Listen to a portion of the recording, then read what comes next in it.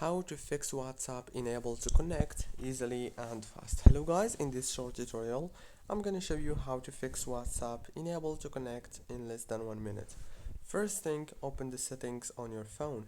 Go to the apps manager like this and then search for the WhatsApp app and click on it. After you click on it, it will take you here. Now click on the storage, click on clear cache and clear data. After that, go back, click on the force stop and then go to the permissions. Make sure to enable all the permissions.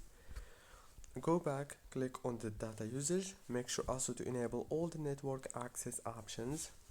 Go back, click on the open by default option. Click on open supported links in this app. Choose always allow. Now you have to restart your phone and reopen WhatsApp, and the problem must be solved.